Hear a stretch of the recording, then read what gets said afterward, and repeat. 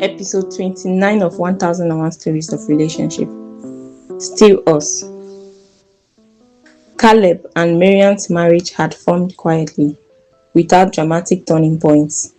Shared commutes, long conversations that stretched into the night, and a growing ease that made love feel almost effortless.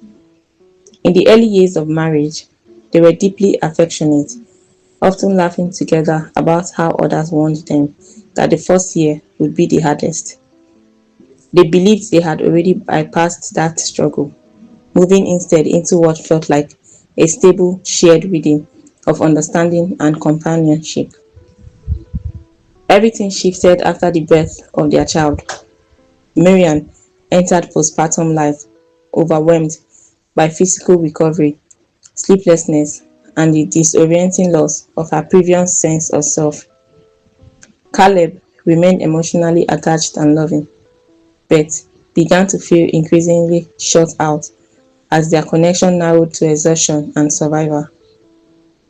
Their intimacy fragmented into short exchanges and misread intentions. Marian experiencing his concern as pressure, and Caleb experiencing her exhaustion as emotional distance. Tension escalated in front of family friends when Marian snapped. Really? That's what you choose to say right now? And Caleb pushed past restraint, replied, "You are not the first woman to have a child," turning exhaustion into rupture. The intervention of Mr. and Mrs. Nathan reframed the conflict without blame. They identified Marian's condition as profound physical and psychological strain from childbirth, and Caleb's response as emotional disorientation and fear of losing connection.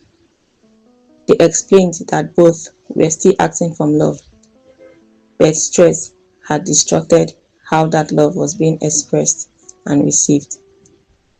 This reframing softened the room, replacing defensiveness with reluctant recognition.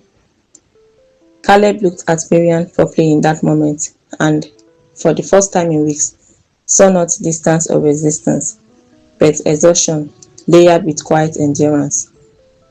Marian, in turn, began to see that his frustration had not only been criticism, but fear. After the Nathans left, silence returned, but it was no longer hostile, it was careful. Caleb spoke first, quietly. "I wasn't trying to understand you, I was trying to be right." Marian's response came after a long pause.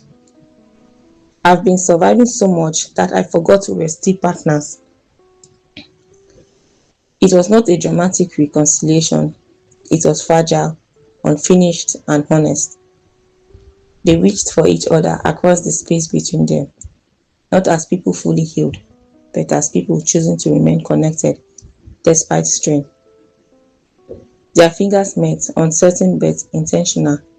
In that small contact, something steadier returned, not resolution, but recognition. And they understood, finally, that love had not been displaced by the child. It had been tested, and what survives the testing is not softer love, but something far more enduring, something unbreakable. Enjoy the full episode of Still Us at 1001 Stories of Relationship.wordpress.com.